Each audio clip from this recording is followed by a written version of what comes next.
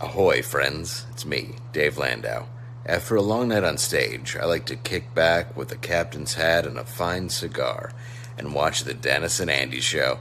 These guys are huge nerds, but they're the kind that you actually want to hang out with. Enjoy them. I do.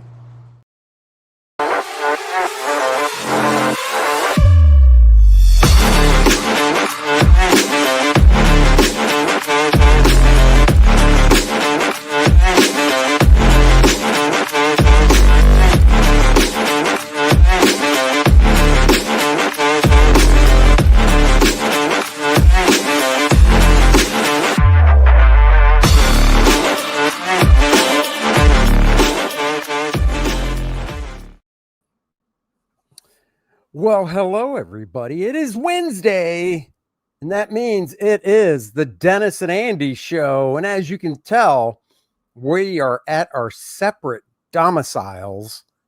You like that use of the word there, buddy? Wow, yeah. You didn't even say dorms or nothing like that. You went with the full, I went with, was it word of the day calendar sitting right next to your computer? yes, it was. But the word of the day was actually kitten. So I worked it in still just by saying it. So yes, so we are separate. I told Dennis if I were to start nodding off to scream or yell because I got up at 2:20 because my daughter starts work at 3 a.m. on Wednesdays and she doesn't drive. And I've got a little bit of a deadline crunch going on with the football stuff that I do. And I've been up since 2:20 because as soon as I got back home at 3 o'clock, I came up here and started working. So I've gotten a lot done, but I'm also very tired. Yeah, you are. And I can tell because usually Andy's really quick when I talk to him with comebacks and everything. And he's a little slow, kind of like molasses on a cold winter's day in Wisconsin. You know, the funny thing is, he's not kidding. When we were first talking before the show, he was like, dude, you are so slow. You make Biden look fast. And I'm like, I know. Yeah, and then he tripped and fell off his bike his chair that he was sitting on up there. And I was like, yep, there it is. And then I found out I had cancer. Wow. So, too soon. No, it's not too soon. He's still with us. Hey, look, you know what? Look, we got the chats showing up like I'm testing it. Nice. Yeah, like that. Hey, I look at it like this. I feel I can separate feeling bad for the man and the family because I wouldn't wish any type of cancer on anybody. So it is awful news. But I can also say from a political standpoint, there's no way that they just found out. It is not a coincidence that they dropped the news right when these books came out about his cognitive problems. And Jill Biden, his wife, is a piece of trash. Because finding out a lot about that. Yeah, there's no way you would do that to somebody you supposedly love, your spouse, and put him through that type of stuff. So, yeah. So there you go. So, guys, we do have a guest today. We do. I was going to say we got a bit of a different show today. There's a lot going on. We're going to talk about a TV show, a movie, but they're different genres. So one of them is Murderbot, which, Andy got me to watch. And that'll lead us right into great sci-fi comic books of all time. And then we're going to talk, we saw Final Destination, Bloodlines to finish off that series, supposedly. Really good ending to a horror genre. And then we'll talk some great horror comic books from of all time. And, our lists might differ and, but we brought in a guest. And the nice thing is the guest has not seen the list of the top 5 sci-fi and horror comics. I have. So when we talk about them, because we're not going to show the list, it'll be interesting to get our guest take on it as well. That's right, Paul. Hey, look, when Dennis says it, I always have to look at him and go, dude, did you just say horror comics? It's horror comics. Yeah, horror comics. Oh, my God. It's that stupid Midwestern accent. Good Lord. Yeah, I'll put that right in the bag. Put it in a bag. All right. Let's bring on our guest. You know what? I'm going to play a little something before we bring him on. Since we didn't announce it, nobody knows who it is. Let's see. What do I got here? We'll go with we'll go with There was only one man for the job. and his name is Rich Stonky.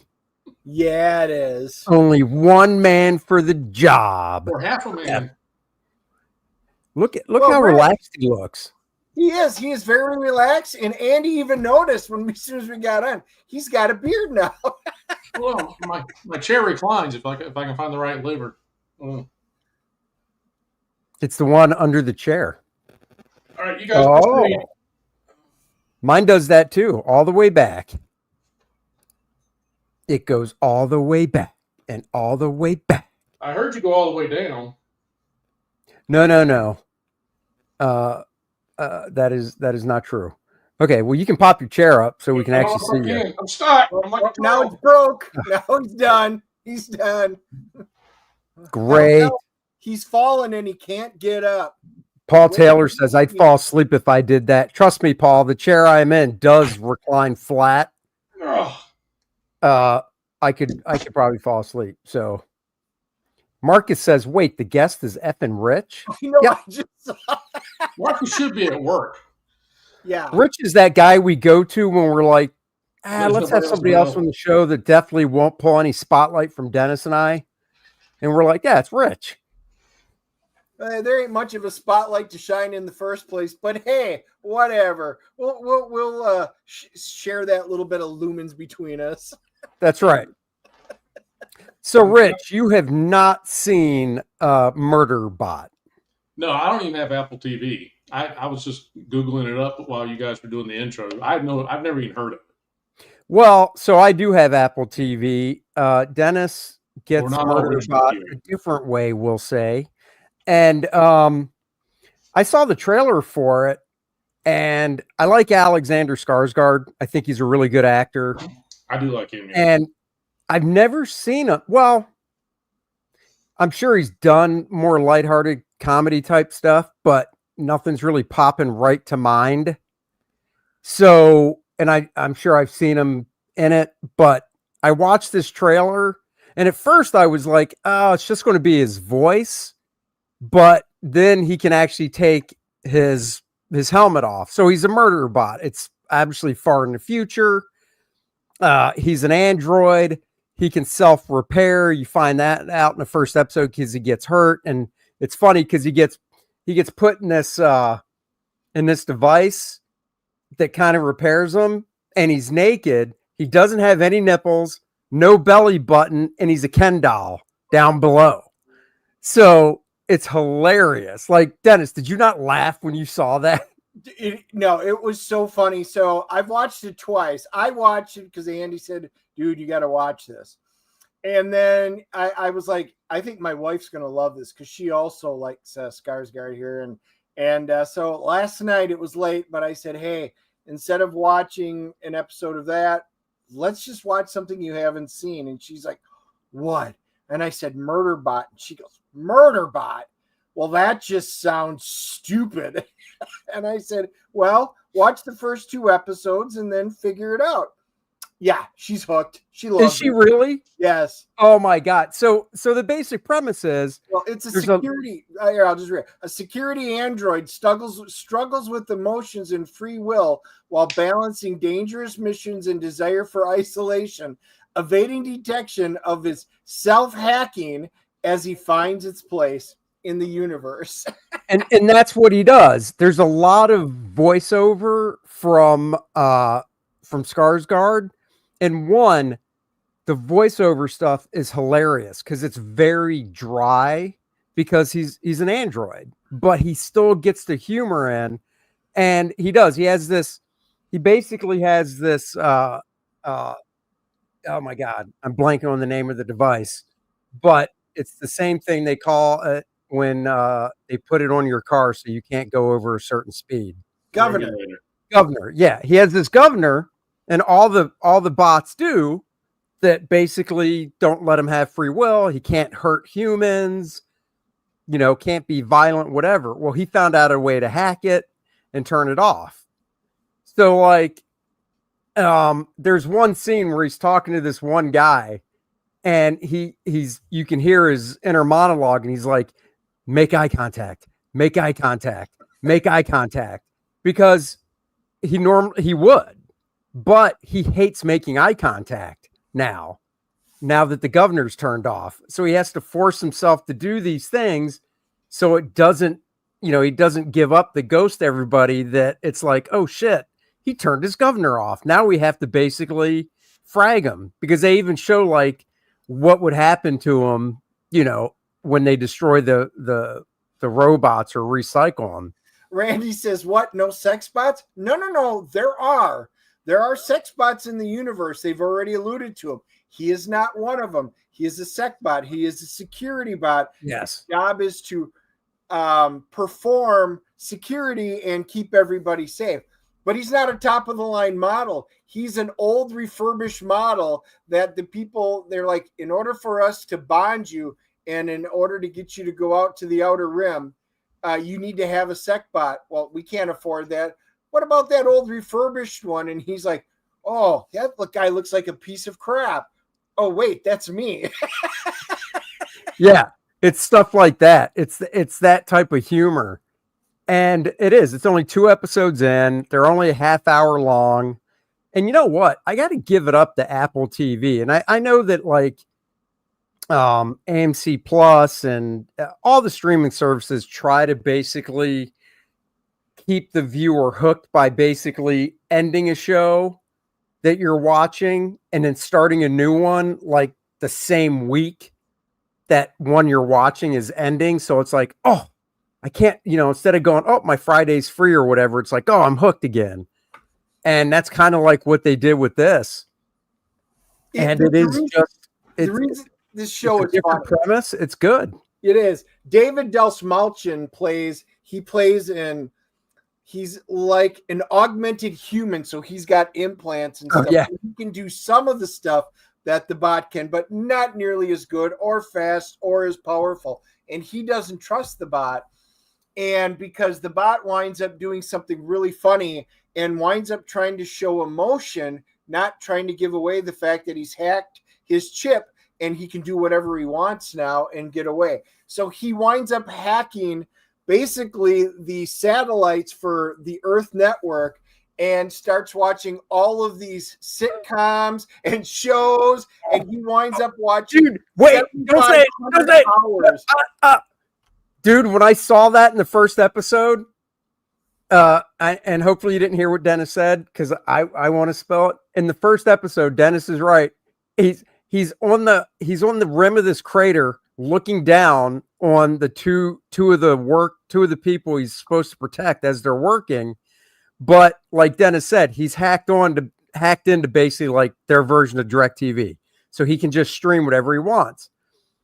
Well, most shows would probably just throw some garbage in there, right? No, this show actually cast good actors that you would recognize for a Star Trek ripoff type of show that he's watching, and they literally will cut to the scenes, and now you're watching a different show that, Dennis, tell me I'm wrong, you actually would like to watch. I know I would. So, John, yes, this show that he does, and it's almost like one of those romantic real life drama comedy things that everybody watches, but it sets in the future. John Cho is the captain, and my wife's like, "Wait, Harold and Kumar? Is that really?" I'm like, "Yes." Or I would know him as Sulu from the reboot, but yes, Clark Gregg. That is right. Clark Gregg is on there, and no, he does not play an agent of S.H.I.E.L.D. in this one. And then Jack McBrayer is in that one as well. He is such a big character, and I'm like, I really want to see that show now too. I know, and like we're spoiling stuff. We don't care. One of the because Dennis said it is, it is, it has romance and crap in it, but it's hilarious because they accuse the captain, who's John Cho, of sleeping with a horror type character, except while she is a black woman, she's an android or a robot. They accuse him of sleeping with the robot and stuff. It is hilarious, guys. If you have Apple TV or other ways to watch it, you need to watch Murderbot. Yeah, so I will say right now, the first 2 episodes, the new show has to get, there's got to be a hook, something to bring you in. It is funny, it's creative. The special effects are not bad for a moderately to low one. Even the creatures that they wind up having to fight look halfway decent. Yeah. The premise behind it is actually fun. All of the workers that he's protecting, they're actually part of like a futuristic commune, a hippie commune. Guys, this is fun. I'm going to give it a CGC rating so far, just from the first 2 episodes, of a 9.0. I loved it. My wife loved it, and she would have been the harder sell in this one. I think it's a must watch to give it a shot.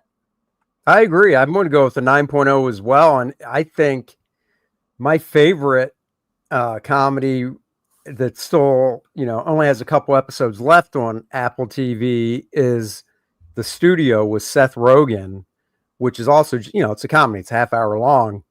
This is right up there. This might actually be my favorite over The Studio now. And The Studio is really funny. So Rich, get on it, my friend. Well, I don't have Apple TV. What type of phone do you have? I got an iPhone. Boom. You have an Apple TV app on that iPhone, don't you? Yeah, probably. Well, you could open it up and subscribe for a low $9.99, whatever it is a month, and start watching. Hey, Rich, you and I will talk. Get that kind of money. You and I will talk. I'll help you get some Apple TV. Yeah, now that you're an ex-cop, Dennis can tell you these things. Yeah. That's right. When you weren't an ex-cop, we would never talk about this stuff in front of you. Me and the wife were watching something not too long ago, and Skarsgård was in it. It was like a 25-year-old movie, and it was a comedy. And I'm trying to remember what it was, because you said he hadn't really done comedy. Was Skarsgård in? Oh my God. I'm tired. Somebody at my wife's work had recommended Zoolander, which we saw. That's what it is. Skarsgård was in Zoolander, wasn't he? We decided to try and watch it again. And right there at the beginning, he's part of that big group of male models. My wife was like, "Is that the guy?" They're the ones that spray the gas all over them, right? Yeah, he's one of those guys. Yeah, they were the cause of the freak gasoline accident. Yeah. So we were like, yeah, that's the dude from True Blood. Yeah. Love Zoolander. One of my favorite cult movies of all time. Yeah. No, it's good. It's good. So, Murderbot is a good sci-fi show, and that got us kind of talking. We should kind of talk about maybe some of the best sci-fi comic books, series of all time and what people think. And not necessarily that they're just sci-fi, but, in the vein of Murderbot or something like that. I thought it would be kind of fun to do. We all are probably going to have different ideas, but Watchmen was, for me, kind of right up there. It's got all the sci-fi elements with Dr. Manhattan's power and world-altering tech and it's really redefined comic books with the moral complexity. Yeah, I mean, I like Watchmen. I guess I never really thought of Watchmen. You've read Watchmen, right, Rick? No? Yeah, and I think I'm going to be in agreement with you that I don't think of that any more of a sci-fi comic than I would the Fantastic Four, because it has a scientist in it. Right? Yeah, I don't really consider Watchmen sci-fi. Now, I will disagree. I mean, I see your point about Fantastic Four. I think there's specific stories that you go, oh, that's a sci-fi story. But I guess overall as a whole, I can see your point. But yeah, I don't know. I mean, do you consider Watchmen kind of sci-fi, Dennis? I do. I can consider it a sci-fi superhero mash. What makes it sci-fi? Like I said, it's with all the tech and stuff that they use in it, because it takes place with completely different stuff. The world altering tech and stuff that they use, the way Dr. Manhattan uses power, it's like for me, it's like a sci-fi version. Like if you took superheroes and like a Blade Runner and kind of mashed them together. Well, it's 2-1, and Rich and I are in agreement. And because we're both bald, we overrule you. It is not. Okay, guys in the chat, is it a sci-fi? Is Watchmen sci-fi, or is Dennis just smoking too much crack? When I leave him at home by himself, he starts putting the booger sugar up his nose, and this is what happens. Well, Paul says no. Oh, Paul's a good man. Paul's already weighed in and said nope. All right.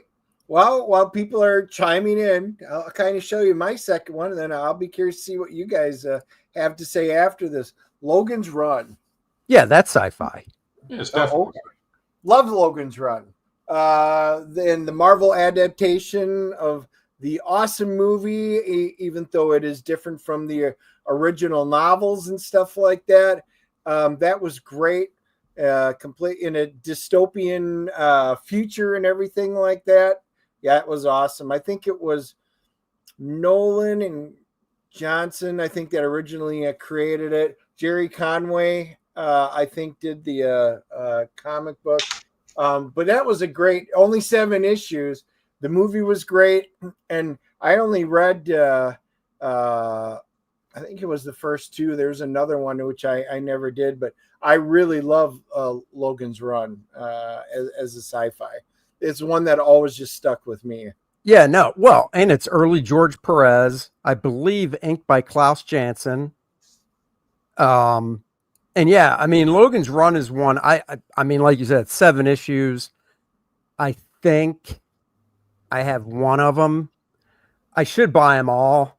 It's a shame that Marvel can't ever do a trade paperback of it. You'd think they could score some type of deal with whatever studio owns the rights to it. Oh, I guess, is it MGM still, I guess?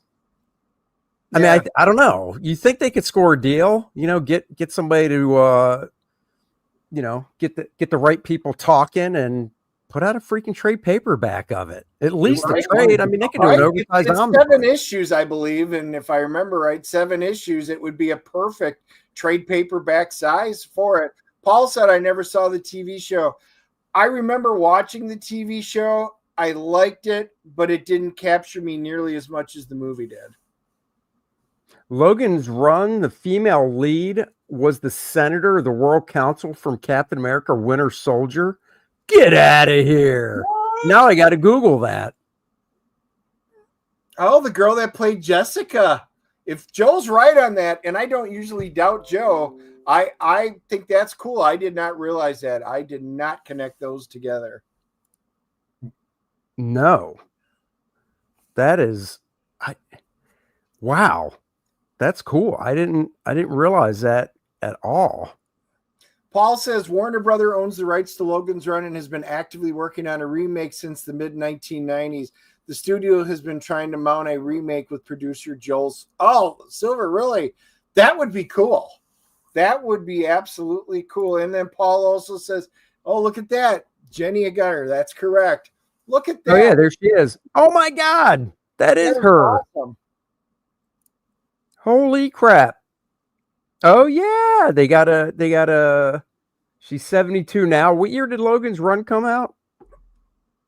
That was like 76 or somewhere around there. It was in the 70s. Okay, so wow, she was only like probably 25 then. Yeah, Jessica was cute. Now, don't get me wrong. She was nowhere near as great as the girl from the laser surgery, which would, of course, be Farrah Fawcett. With the most awesome hair. Wow, that's great. I'm trying to find a good picture of her from Logan's Run. All right, what's the third one? All right, popping it up right now. Another one that I picked up as a great, one of my favorites of all time and stuff. Oh, yeah. Dread. Yeah. Oh, yeah. My God, I love. that is the only single issue I own of Judge Dredd because, it's the first one here. It's Brian Boland. But yeah. And I do not own his first appearance because I just never went back and collected it. I collect very little UK stuff, and that's where it would be. But the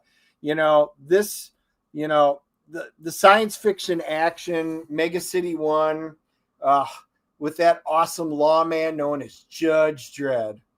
Yep, it's a very much a dystopian future again, just like Murderbot. And that's why another thing while I was watching it, certain things that they talked about triggered that. And I was like, God, that's kind of like Judge Dredd. So I definitely thought this was a good one. What about you guys? What do you think? Oh, I agree. I agree. I would put that higher. Wait, are we counting down? Nah, I'm not. They're not in any particular they're not. order. Okay. These are just 5, what I consider some of the best, maybe sci-fi that's in comics. No, that is a good one. It reminds me of my hefty Judge Dredd Artist Edition book. Of course you do. Yeah, baby. Joe goes, tell me you can't hear Stallone's voice when you hear the line, I am the law. I am the law. Breaking the law. Breaking the law. Breaking the law. Breaking the law. Breaking the law. Hey, Rich, while we're doing this, Randy's asking if there's anything you want to promote. Well, sure. There's always something to promote. Well, good. Say it so, Randy will go find it and we can pop links. All right. For anybody watching right now over on the Kickstarters, there's another book from New Pain Studios or New Pain Productions, Electricia. It's a follow-up to the Electricia or the Switch graphic novel from 3 or 4 years ago. Tom Nguyen's doing the art. He's drawing and inking it, doing all traditional work. And Keith Champagne's the writer. He's doing the lettering and I'm doing the coloring.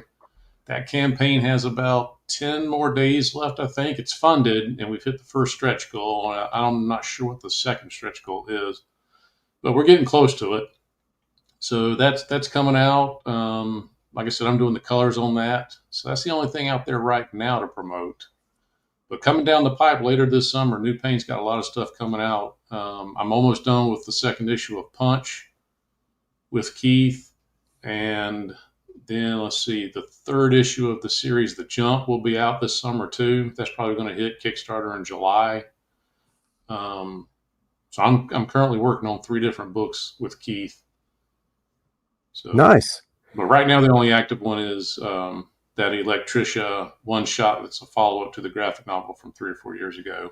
And if I'm not when you get to be the age of all 3 of us, we don't have New Pain. We have Old Pain. Old Pain, yeah.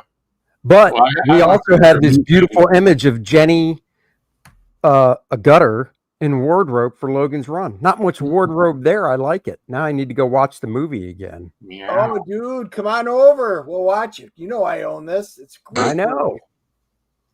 We should do. Oh, dude. We should do retro reviews. That would be fun. Where maybe once a month we just watch an older movie, and so we still do our weekly, but then once a month we watch an older one and do a retro review. You should. We break out the popcorn and you guys come over, we'll watch it and then do a review. See the ideas that Rich has? He beamed it over to me. Our baldness connected. Notice I said you guys, because I'm including Rich in that. Oh, I'm busy. Okay, good. Just Rich and I then. Yep.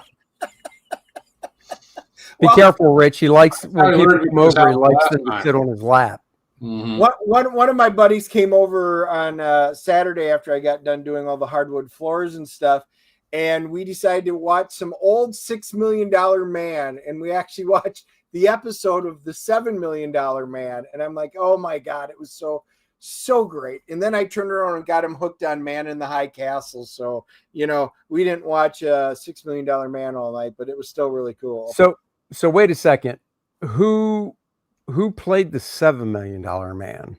Anybody recognizable? No. Nah, you would recognize him from that era in the 70s, Right. but he wasn't a big name. But he did play a race car driver, a Formula One racer that was hugely popular, and then his accident happened. Then he disappeared, only to find out he got the newer version of the Bionics than what Steve had, and beat Steve in an arm wrestling contest. What were the upgrades? What was the difference? Well, he actually had 2 bionic arms and 2 bionic legs, and it was newer version of it, but he couldn't cope with all the mental stress of it, and he took great pleasure in beating the crap out of people and flipping over their cars and throwing them through fences, and then it was a great fight between him and Steve at the end. So it was a really good one. It's been so long since I've watched $6 Million Man, but it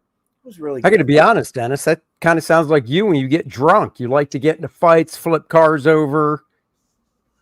Yeah, have a good old time. Yep, threw you through some fences. Yeah, it's all true. It's all good. I know. Luckily, it was your fence, though, so you had to flip the bill, not me. All right. So this one, the next one, I was kind of on the fence of, and the reason why I consider it sci-fi, but it's a sci-fi. It's a UK title.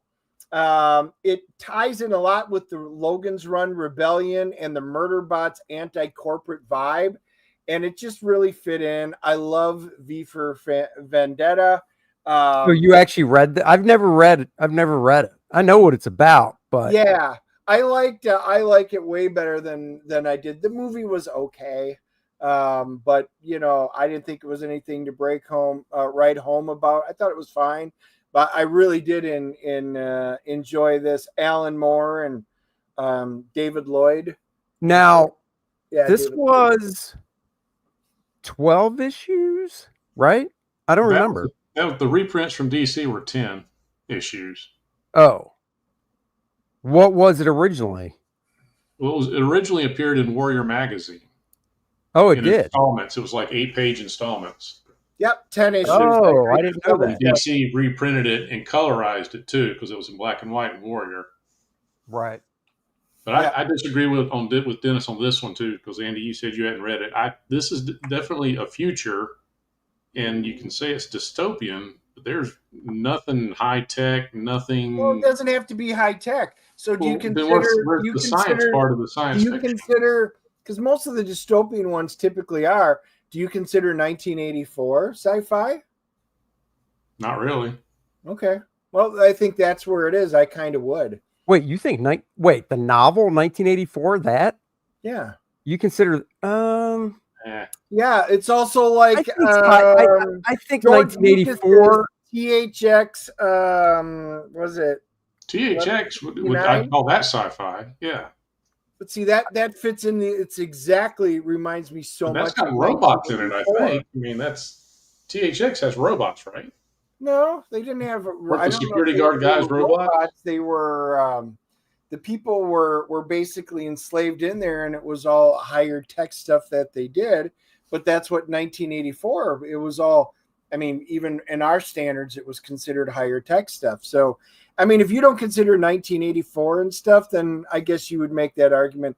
I kind of do. I consider this science fiction, but maybe you don't. I mean, 1984, I can see a little more than this. V for Vendetta just never really. You gotta read it. Go read it and then tell me what you think. Hey, I flipped through it. It's a dense read. Okay, you flipped. If anybody hasn't read it, it's dense. It is. You got to pay attention. Wow, is it as dense? Is it denser than Watchmen? Yeah. That's probably why I've never read it. It's a lot of there's words in this one. Andy. Well, no. Oh, yeah. Watchmen didn't have words. I'll be honest. When it first came out, I looked through it, and at the time, in the 80s, it's just the artwork did nothing for me. I wouldn't have read Watchmen if it wasn't for the fact that I like Dave Gibbons' artwork. So I did find.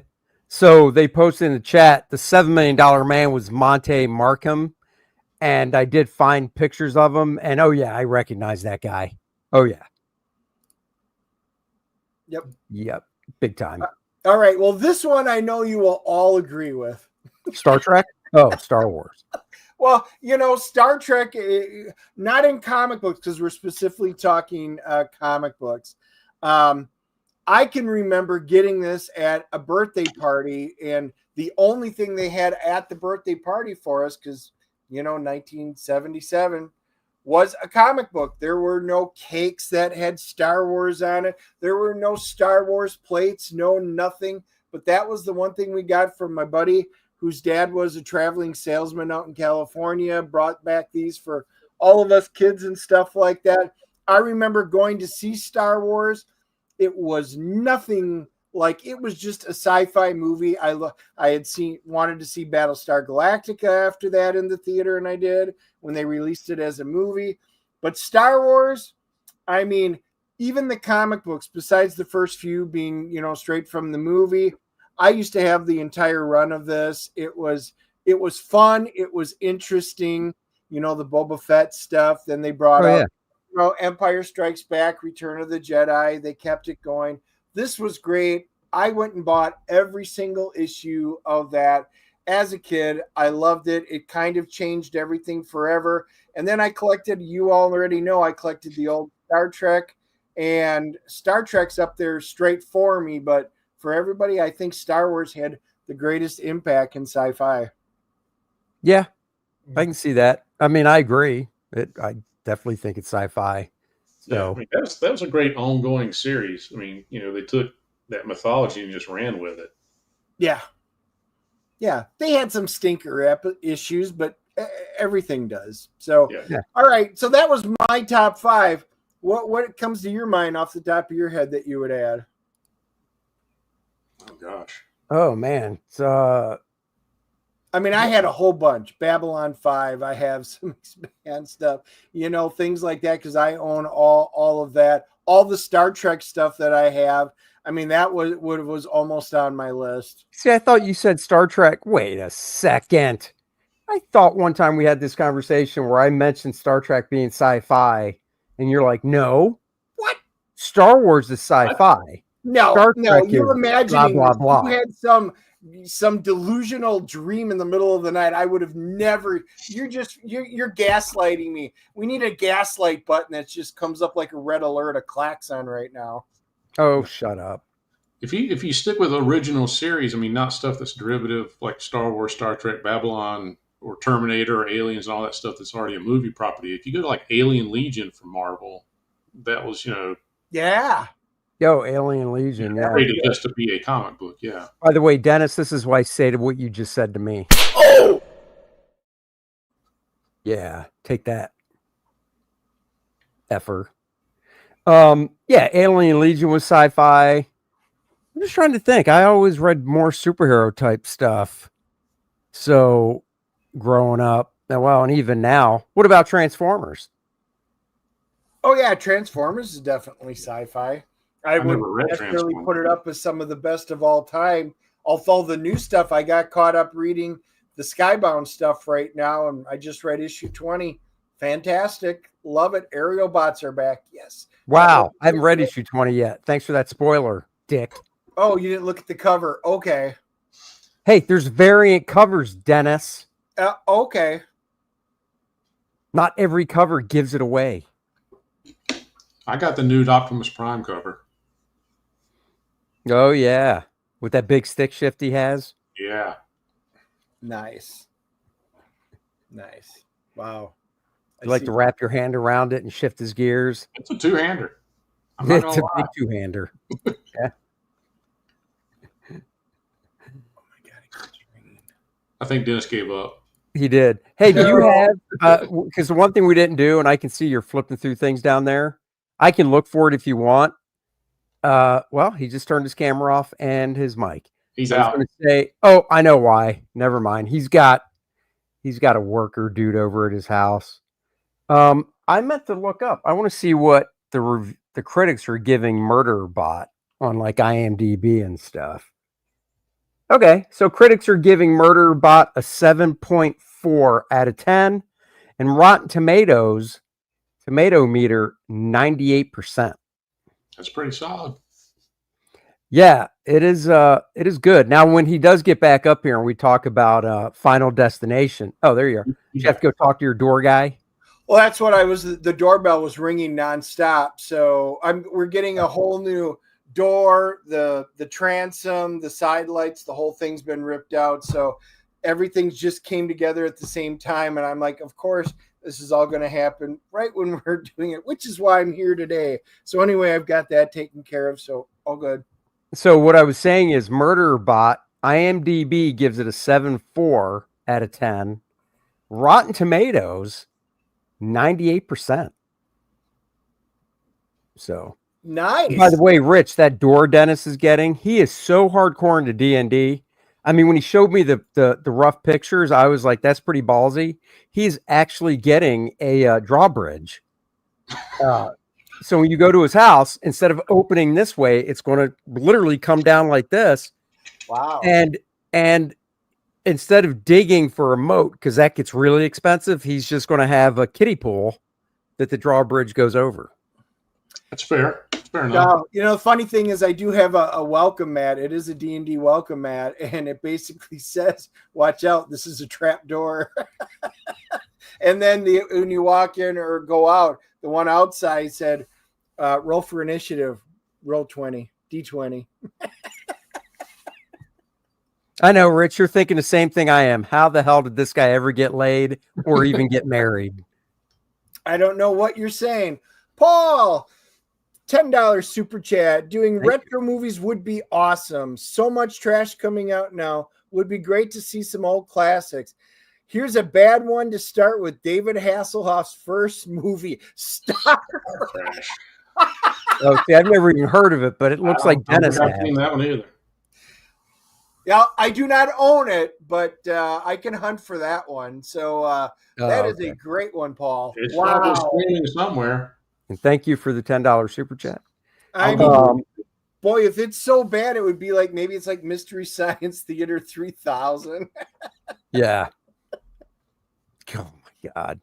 Never even heard of it. I thought he was going to say David Hasselhoff as Nick Fury. So, all right, Dennis, sell us on this Final Destination. I haven't seen it. Rich, of course, hasn't seen. Rich, have you seen any of these Final Destination movies? I saw the first one, and I remember the first one was pretty good because it's kind of a unique concept. What the whole movie's about. Not to spoil it for anybody who hadn't seen one of the 18 movies. But you cheat death, and basically you can't cheat death. It'll find a way to get you one way or another. There's not 18, by the way. All right, 17. No. So, but I'm trying to think. I think I saw maybe the second and third one also, but I know I haven't kept up all the way through with the series. And by the way, you can see. I think you can see David Hasselhoff's Star Crash on Tubi. Oh, that's even better. And Pluto. HBO. So, Dennis, what number Final Destination is this? Do you know? This, I think, is 6. So real quick before you describe it, HBO Max. I thought it was 6, but I wanted you to confirm. I was going through HBO Max over the weekend, and HBO Max under like what to watch, literally in a row. Final Destination, and then it goes Final Destination 2, 3, 4, 5. And I'm like, this has got to be 6 then. They're all good except in their own way, except for 4. 4, the studio did not want to release, and that's why they changed the name. It's actually not Final Destination 4. It's like The Final Destination, and they changed it because the studio realized we don't really want it to be associated with the actual series. And the funny part is, if you guys watch The Boys, Homelander's wife, the mother, she is the main character in that one. So she's cute, she's nice, but wow, that was not a great movie. But most of them were really decent. There's a tie-in to it. Tony Todd, there was a lot of theories we had after watching it. So I only remembered the first one kind of. So my daughter and niece both wanted to see 6. The last one here, the final movie. So they came over a few weeks ago and we did a complete marathon where we watched all of them right in a row over the weekend in preparation for this one. So this one technically is I mean, it's in the series. Tony Or Todd's the original character. Tony Todd's the only character that from the original one that makes it in. Oh, really? Yeah, most of them are dead, but oh, that's true. they do a really good job timeline wise, putting everything together. So with this one, it's plagued by a recurring violent nightmare. A college student returns home to find the one person who can break the cycle and save her family from the horrific fate that inevitably awaits them. This takes place, it's unnerving because it's like the Space Needle. They call it Skyview. And everything takes place in like the top of this Sky Needle, takes place back in the 1960s. And like the glass is a see-through restaurant that's up there, and it's a dance floor and everything, but you see all the way down because it's glass. If you've seen the previews, you already know things go really badly in the Space Needle. But that starts off a chain of events that goes through an entire generation and comes up to the current day. And then when they wrap everything up, they do wrap it up with a really nice bow on the series, assuming this is the final one. The most important thing was Tony Todd was great in all of these. And now I haven't seen, I've seen all 5. Everybody knows how my memory is when it comes to movies. I have not seen them. Put it this way, I saw 5 when it came out. So however many years ago it was. What is Tony Todd's character? I don't even remember. He's a coroner. He's the coroner in every movie. We were all thinking he was like an aspect of death because he knows so much, and no matter who it is, they wind up seeing him, and he winds up mentioning, something, and we're like, oh, death will come after you. Death does not like it when you right. Escape his clutches, things like that. Paul's right. He's the Candyman as well. Oh yeah. And so when they were filming this, Tony Todd was sick. He had cancer. They knew he was going to die. So they gave him a final out in this one, and he looked very gaunt. You could tell he was really sick. And they gave him a soliloquy that allowed him to express, look, I am retiring, as he was still a coroner in this one. I am retiring. I know I don't have much longer to live. I need to live every minute like it's my last, blah, blah, blah, blah, blah. They gave him this awesome speech in there, and he walks off. Everybody got goosebumps and stuff in there. Some of the girls were crying up there, and those that were obviously fans of it. So it was a great send-off for him. So I really appreciated them doing that for him, giving him the time and letting him speak, as it, which of course took away some of our fan theories, but that's fine. It was great to see him go off. God, I kind of want to see it just for that monologue now. Yeah. All right. Hit me with one gruesome death. I want to know one gruesome death. Oh, there were so many good ones. I don't want to use any of the ones from the trailer, the lawnmower one or the stepping on the glass and stuff, because that was all in there. The one that really it just sent shivers was it's a replay of the grandmother in the 60s from the Skyview, and she's holding on to the young boy who you find out who he is later, and she's hanging out from the outside. The Space Needle's tipping over basically, and she's not holding on. She's wearing the wedding ring she just got that's stuck between 2 nails, and she's holding the boy, and the only thing holding them up is the wedding ring on her finger, and it starts going. Yeah, because that wouldn't rip her finger off at all. Oh, it was great how they did it, and the theater was fairly full, and everybody's like, oh, and then when it finally happens, they're like, oh. Oh, they show like the skin ripping off the finger and stuff. Oh, dude, the graphics in this were great. There was not, obviously the beginning stuff was CG because Space Needle and stuff, but so much of it was practical effects. It was great. It was some of the best ones yet. All right. Well, I'll definitely have to check it out. Reason not to get married. I know a dude who lost his finger like that. The wedding band got caught and he ripped his finger off. Oh, No, I know my father-in-law didn't lose his finger, but he almost did. And after that, he never wore his wedding ring again. So, wow. I mean, that's why Dennis stopped wearing a cock ring, because he got it caught on something and almost. And I broke the machine, the heavy duty fan, and the rest is history. Yeah. So, guys, I'm giving this one a CGC of a 9.0. I absolutely love it. Are you shitting me? You're giving Final Destination 2 9s in one show. That's never happened. Oh my God. Now you might have to go see it with me in the theater. You might have to see it twice. Oh, I loved it. I would not mind seeing this again. I'm going to go sit and watch the rest of them on Max. Yes. Yeah. It does help. I mean, it's not required, but it really does help because it gives you the whole history of everything and how it works and interweaves. And then when you get into it, it really makes it a complete story. Rotten Tomatoes. The critics are giving it a 92, and the audience is an 88. Holy shit. I honestly, and I'm not bagging on the movie. I just figured it probably come in around the 7s somewhere, which is still a great score. But that is, wow. Yeah. Yeah. 2 good movies. I mean, I should say reviews because Murderbot's not a movie, but yeah, it's a good one.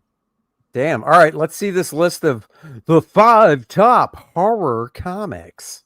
Not horror.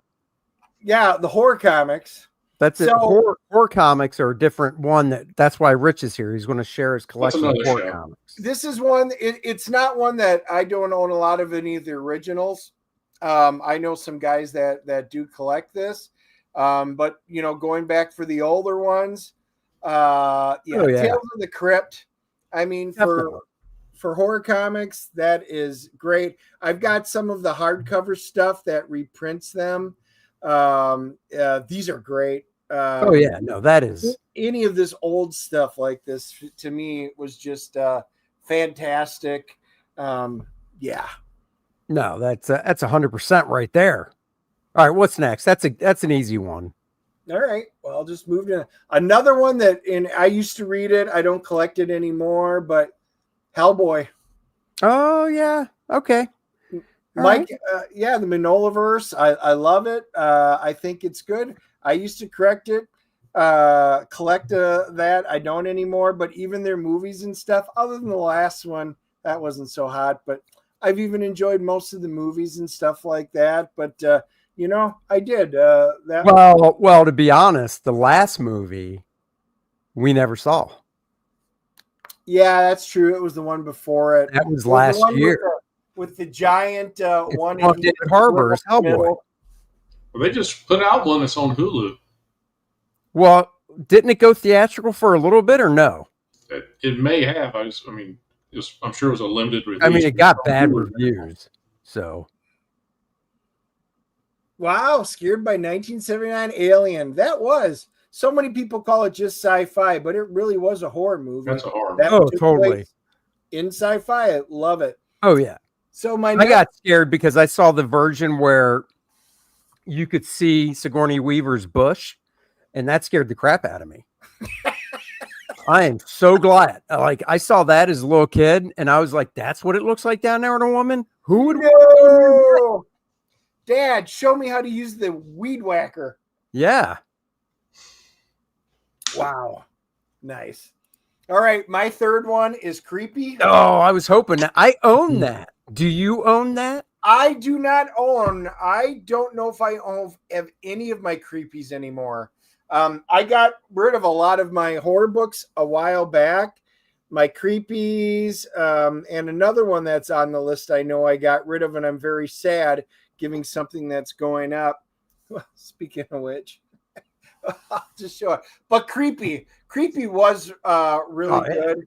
It kind of makes me want to go back and collect it again. But guys, I just don't have enough room to do it. But Frank Frazetta did some of the art and stuff in there. Man, that first issue was just the gangbusters. Yeah. I really wish I would have kept. I really wish I would have kept. I will double check, but I don't think I have Creepy #1. The only one I have right of any of that older stuff is Heavy Metal #1. I do have that one that I got from Lynn. But yeah, that's a good one. And Vampirella, still love Vampirella. I really wish I would have kept this series too, especially that one, because that is such a great cover. It's almost like it's foreshadowing something coming up soon. Whatever do you mean? What? There you go, guys. You can see it side by side. That's right. Go sign up for Lilith now. That's right.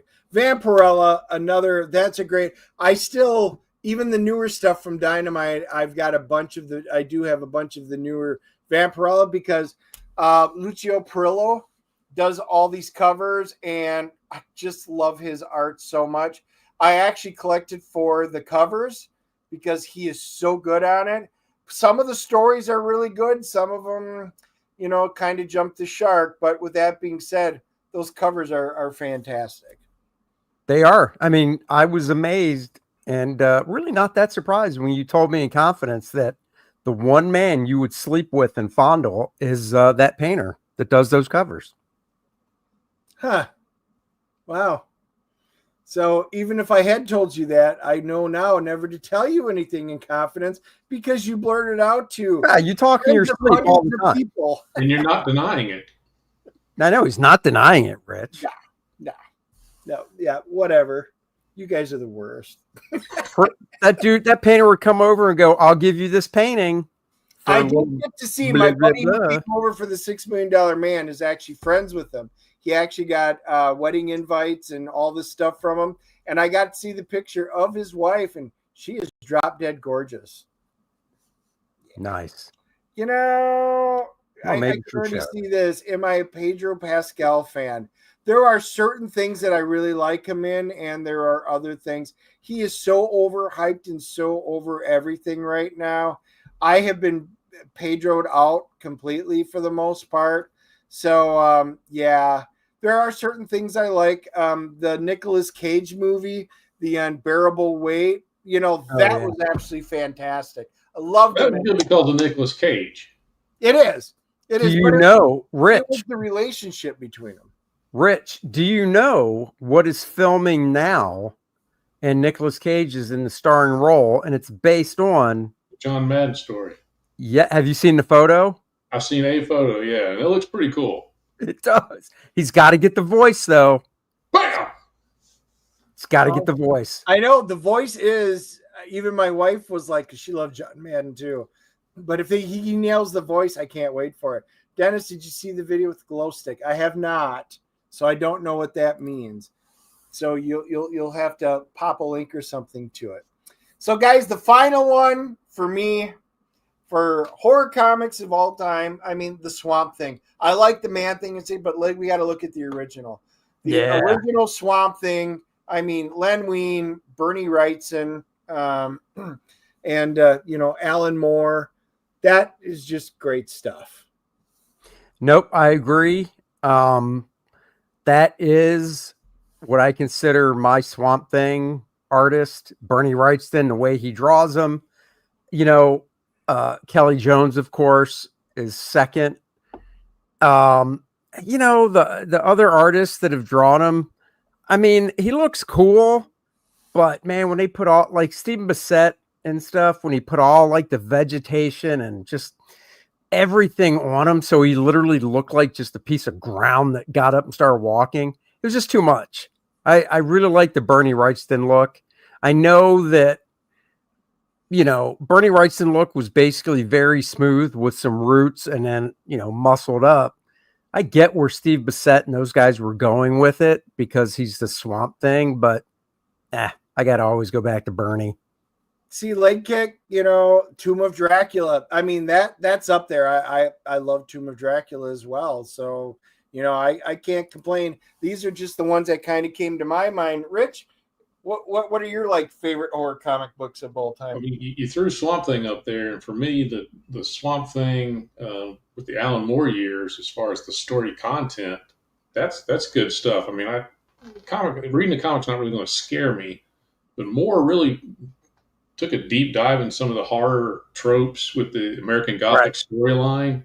That was a fantastic storyline where he tackled, a werewolf, ghost stories, and swamp people. I mean, he covered everything, and it was just one knockout issue, one after the other for that storyline in particular. I mean, the Plunge, which is, within the past decade, Stuart Immonen, I can't remember who wrote it, but, DC put it out because DC was doing this line of like horror books with bigger name creators and stuff. And I bought it because I like Stuart's artwork, but I got to be honest, the story was really good. It was a really good tight, I think it was 5 issues, maybe 6. But same thing, Rich. I mean, maybe I didn't read any of that type of stuff as a kid. Well, I mean, Swamp Thing, but it just hard to get scared over a horror comic. Yeah, compared to a novel. Now, a novel is better for horror stuff because it's totally what your mind makes up and envisions. So there's been some horror novels I've read where I'm like, damn, that is some dark, creepy shit. Yeah. If you go back to the 80s, I mean, there's like Pacific Comics was putting out those Twisted Tales and the Alien Worlds series and the Bruce Jones reprints. And Bruce Jones wrote a lot of, that EC type story. Those were all good. Yeah. I'm going to plug a buddy's book. A guy named Jason Pell writes a book called Bearskin.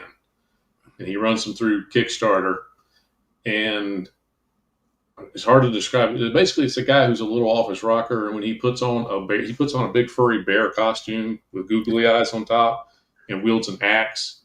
And when he puts on the costume, he can detect the paranormal and the supernatural, and he basically travels around like killing demons and stuff. And he puts on his bear costume and gets his axe out and goes to kicking ass. That's fun. So they just wrapped up a campaign for, I think, the 3rd book of that on Kickstarter. So I'm not sure if it's on another platform where you can buy it on demand, but there should be another book of that coming out soon. But look for Bearskin from Jason Pell. It comes out through Bad Bug Media. Okay. Yeah, that's cool. That's a good, fun, entertaining read. And Jason's written some good stuff going back a few years in indie comics. I'm going to do a book called Foreskin, and it's about a midget. I'll just leave it there. I don't want to give away too much. Well, that we don't want our channel struck. So yeah, that's a good idea. Yeah, there it is. That's what the character looks like. If you guys do like EC books, Oni Press has the rights to it, and they're actually creating new anthology stories. So each book's got each comic has 3 different stories in it. And I've been picking up the different ones. They did some of the sci-fi, some of the horror books and stuff. It's all good. I mean, it's solid. I'm enjoying it, so I'm still getting it. But it's just not the original one. It's just not quite there. But I don't think anything's going to compete with that stuff because we're too desensitized. Yeah, I mean that's just it. When that stuff came out in the 50s and even 60s and stuff. What was a scary movie was The Birds, Yeah. Not what we see now, and it's like, it's like with Final Destination. Obviously I haven't seen it yet. Oh, is that the artist edition? Oh. It's the cheap version. But yeah, well, who cares? They're still nice. But yeah, I dove into this thing. I got this a few months ago and just sat down one day and just, looked at some of these artwork close up where you can, it's all black and white and see the details in it. It's all covers in that one? Yeah, this is all the EC covers from different artists. But man, some of this stuff is just incredible to see it unadulterated just in the line work. Yeah. That is good stuff. Yeah. But dude, that's some creepy ass shit right there. Yep. And then that Wortham bastard screwed everything up. Yeah, son of a bitch. Yeah, Aaron worships the ground that Bernie. I mean, who doesn't like Bernie, really? I know. He's just one of those guys that is in total I really do. Yeah, he is. I haven't met anybody that doesn't like Bernie Wrightson's work. Yeah. Right. You Um, know? I want to throw a plug to another person who I semi know. Oh, Dennis is out again. But a more recent one is 30 Days of Night. Was a great comic book. Yeah. Stephen Niles hit on a great idea that I'm surprised nobody had thought of before that, as far as I know they hadn't, of just, we put vampires someplace where the sun doesn't come up. Right. And they could just have free reign. And it's great. It's a great concept. Pretty good movie, too. Oh, I thought it was really good.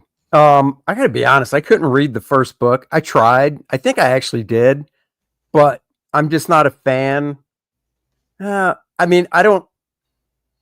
Of the Ben artwork. Temple-Smith was the artist. Yeah. I don't not like that style of work because I like John J. Muth and obviously when Bill Sienkiewicz gets really funky with his stuff. But I got to be honest, when I read that trade paperback, I could barely follow it.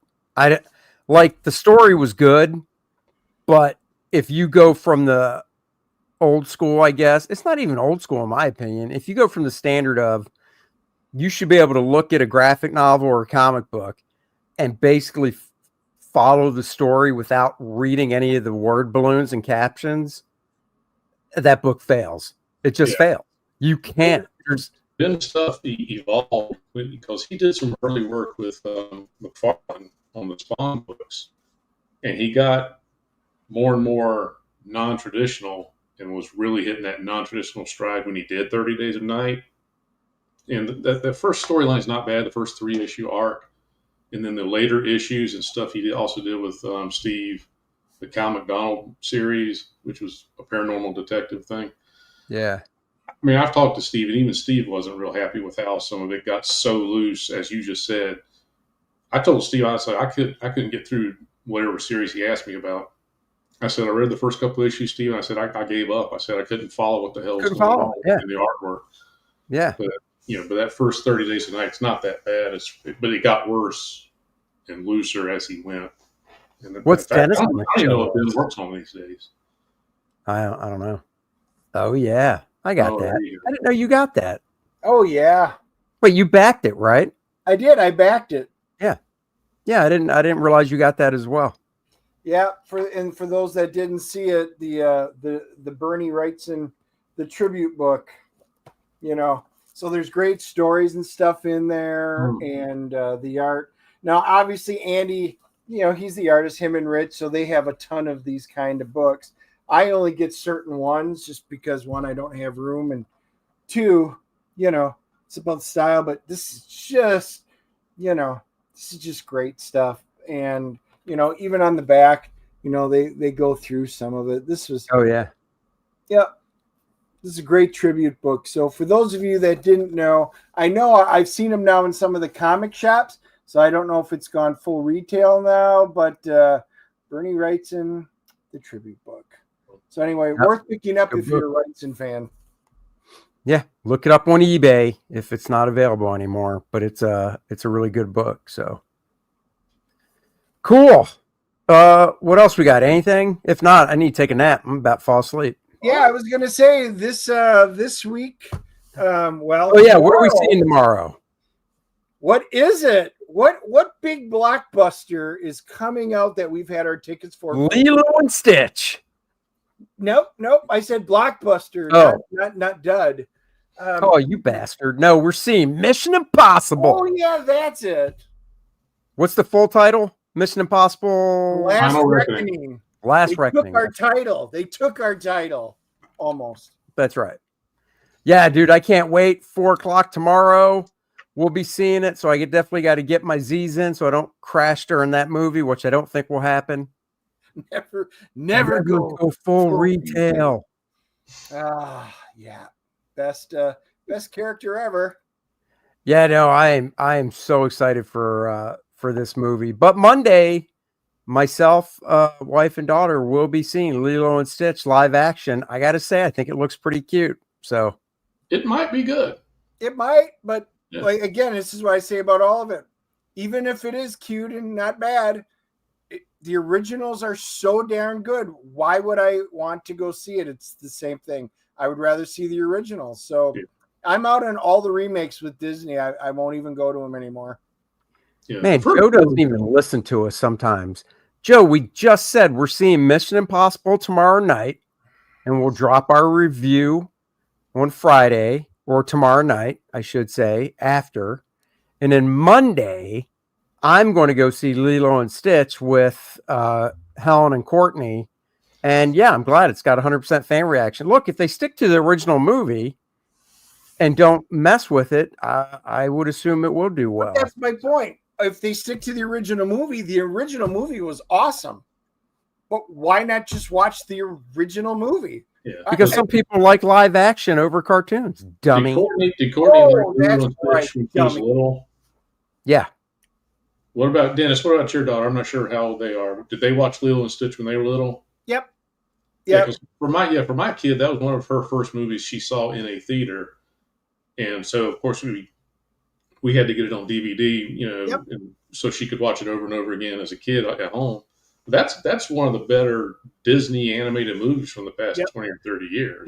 My son in particular, his was Lion King, and it was VHS tape, and he replayed that thing till it broke, and then I had to buy another one. Mm. Yeah. But no, most of all those original ones are good. I've just not been fond of the live action remakes, and all the originals are better than any of the live actions. So it's not like I would, but I'm just not going to pay money to go see them when I can watch the original and be completely enjoy it. I just love the original, so don't need Well, it. that's fair. Let's see. Joe says with the remakes, they just need to stick to the original and add a little more. That's the formula a la Beauty and the Beast. I never saw Beauty and the Beast live action. Didn't care. I mean, lots of those I don't care. Like, I wasn't going to go see Lilo and Stitch. And then I saw the trailer for it, and I was like, all right. Because it's very rare now when the three of us as a family go see a movie because Helen's taste is so different from what like Courtney and I like. So, Well, and that was going to be the name of our channel originally, Beauty and the Beast, but we wound up going DNA. So anyway, that's back open again, and we didn't want Disney to sue us. yeah. Well, maybe point the right way next time because I did. Really, you're pointing Beauty off and camera. the Beast. I did it right. So who's the beast when you're pointing that way? Yeah, Not for us watching. It's not. No. Yeah, it's not right at all. It is. Are you not looking at your Right screen? you. Literally pointing right at you. No, see, I'm pointing right at you. Yeah, no, I just did that. It's good. Okay, do you see that my finger's literally pointing at you right now? Yeah. Your Yeah, finger is not pointing at me at all. Yeah, it is. No, it's not. I don't know how you can say that. It literally is. Go watch the replay and then tell me that you're pointing at me and you'll realize you're not. I am. You are literally to my do you left. have right your there. camera mirrored? Do you have your Is your camera mirrored? Don't know. It's I not. don't No, know, but Rich, I'm it's not literally because if pointing this at camera was On mirrored, my we wouldn't be screen. able to read his shirt. You are here. Rich is literally, I'm touching Rich's top of his head right now. Holy shit! No, you're not. Yeah. No, totally not. Watch the replay. Wow, Oh. that's funny. Well, that means there's a Okay. setting somewhere. Well, you can read my shirt too, so I'm not sure. Yeah, no, none of us are mirrored because if you click mirrored, you wouldn't be able to read. Look at that. It was on. It says mirror my camera. You had that on? I wonder why I could read your shirt. Oh, I guess it just does it for you then. Now point to me. There you go. Yeah, no, and see, that's the exact opposite side. Yeah, it was a mirrored camera. Look at that. We learned something on the DNA show every week. That's so weird because I really want to watch the replay now and go back and see it because I know looked because at it you're like, sitting I there. thought you were gaslighting me again. Nope. I just mirrored my camera. Is my hat readable still?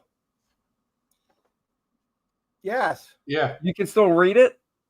Oh, on my end, I can't read it when I do Yeah. mirror the camera. See, this conversation is better than Snow White live action. It is, right? It's dumb, dumber, and dumbest. Sorry, Rich. You got to be dumbest. I got it.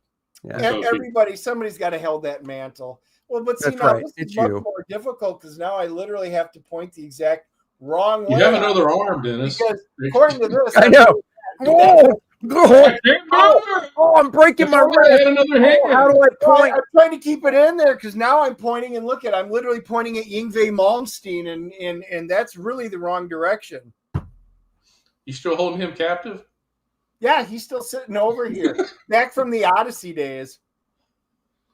You know, I got Dennis's 9-inch Cordrath over here, and it's the one day he couldn't come over to pick it up. He taunted me this morning too. He's like, oh, because I couldn't make the comic shop either. So for those of you that are waiting for my quick flips, it's going to be a hot minute until I can get over. Maybe on Friday on the way home, I'll swing in and pick it up. So yeah, they're busy picking up, putting my door in and stuff. So I had to stick around all day. See, Bernardo says we're going as a family. Me, my wife, my daughter, minus my 2 sons, too, Andy. Dennis, you are wrong. LOL. And when you come down for Heroes Con and stay at Dennis's, roll over in the middle of the night and just smack him in the back of the head. What do you mean? I've got clothespins, so I'm going to sneak in there, put Joe's nose and then his mouth. I'll never hear this conversation again. You need to sneak in. All you gotta do is roll over. You guys are sharing a bed. No, he and his wife are in the spare bedroom. It's going to be a key party, Rich. Throw him in the bowl. Wow, right. I do believe we had this conversation before, and you said when there's 4 people, there's no keys for a key party. Well, no, Rich and his wife were going over. I heard. Direct quote. Let's see the court draft. Oh my God! Yeah, you should show the 9-inch. So Andy got his at the show. Mine was in the mail. Well, I'll show yours. Oh, okay, it's handy. That's why. You know, I might, if I find extra time, maybe in August, I may sit down and just paint it myself. Oh my God! Don't ruin it. Also, Dennis has a copy of this. Oh yeah, and this is the Golden Apple one, signed by Rob. I got mine too. I'm so excited. Yeah, he taunted both of these all day for me. Ooh, the one day you can't come over. Look what I got. All right, I don't feel like getting the base out, but there's yours. It's all about the base. Oh yeah. Oh, look at that. That's 9 inches of Cordrath. Here, you can look right up there and see. Yep, something your wife has never said to you. I know. She rather have 9 inches of Andy than 9 inches of Cordrath, Dennis. But she didn't say inches. Pretty sure it was millimeters. You know what the sad part is? Susie already has little Dennis on her desk. She's going to swap it out for Cordrath. We were actually just talking about that when she was working. I was down there because it's staying there. I'm like, look, little Dennis is looking over you, making sure you're doing the shit right. And she goes, well, I like little Dennis, unlike Helen, who does not like little Andy at all. Uh-oh. Joe wants one. Joe, seriously, Joe, if you want one of these, because we might offer them for sale, let us know. And we could, because I think we know what we're selling them for. Dennis and I have to confer on that. But if somebody wants a 9-inch like this, they would be, made to order. We're not going to print them up ahead of time. But the guy that's doing it is totally down to do that. So, yep. Yeah. So there you go, guys. That is the show. Tomorrow night, like we said, 4:00. Mission Impossible. Dennis? Check real quick. What's the runtime on this last Mission Impossible? It's got to be over 2 hours. I will look. 2.5. It's got to be big. It's got to be. Rich, you should get a ticket and come. I'm poor. Oh, well, I will tell you this. I will be getting up in the middle of it to go to the bathroom. Oh, my because God. I am getting my extra large Pip Zero, and I guarantee at least once I will be going to the How long? for this 2 hour and 49-minute movie. Oh, I might even have to get up and go to the bathroom. That movie's going to have 10 minutes of credits at the end. So Dude, you know what you need to do? And I'm not kidding. There used to be an app, but see you later, Queen Mickey. There used to be an app. I don't know if there is, but you could Google something like best time to go to the bathroom during a movie, and you'll probably find a site that tells you for lots of movies, and you might be able to find a good time frame of when. I know he drinks freaking Pib Zero. Pib Zero, you bet. I can't believe they make that. He throws $8 right. You know, Dennis, if you're gonna throw $8 away, just throw it in my pocket. Dude, it is the only place in town I can get it. That's the only place that has basically Pib. And so I'm like, my one guilty pleasure, AMC theaters have it. So as long as they have Pib, I will drink it. That is it. If they get rid of Pib Zero, I won't even bother getting a soda anymore. All right. Now I am going to do that real fast. I'm just curious if I can find that site. What's Pib Zero? It is Mr. Pibb, but without any of the sugar. No sugar. Yep. And I love Mr. Pibb way better than I like Dr. Pepper. I like Dr. Pepper too, but I'll take Mr. Pibb any day. Okay, so there's a website called. It's not Temu. That's far on. That's on the internet right there. There's a website. There's a website called runp.com. So this one's called what? I already forgot. Mission Impossible what? Last Reckoning. Let's see if it hasn't come out yet, so people might not know when the best time is. Yeah, but the sites like this usually, but you're right, it only has Dead Reckoning up. But there is an app you can download. So, there's an app for everything. Yep. So if you want to know the best time to hit the old bathroom. So yes, Paul, like Coke Zero. But anyway, guys, hey, it's Graybeard's time. I'm assuming they're on right. Graybeards, and that's why Queen Mickey was here. So guys, when we sign off here, you go to the bathroom right now. You don't need an app for it, and then go over to Graybeards. That's right. Go check out Graybeards. Go sign up for Lilith Infernal Conflict. The link is in the description below. Launching in June, the latest book from Astonishing Comics and your guys, Dennis and Andy. It's going to kick ass. Lilith in her own book. Dun, dun, dun. And we're not playing any outro stream. I'm just going to end the stream. I'm clicking the button now, which means there's probably going to be 10 seconds. So